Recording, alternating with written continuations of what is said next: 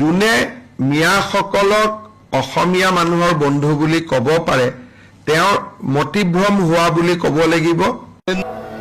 আমাৰ শুদ্ধ চিন্তা সিধা চিন্তা একে লিখিছো, পলিটিক্স নকৰিবা বন্ধু। দুবেলা দুসাঁজ ভাত খুটি খুটি খাওঁ, এনেই নাখাওঁ কিন্তু বটলামি কৰি নাখাওঁ, লেকচাৰ মাৰি নাখাওঁ।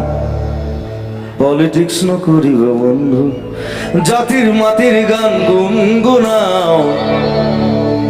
পলিটিক্স নকৰিবা বন্ধু।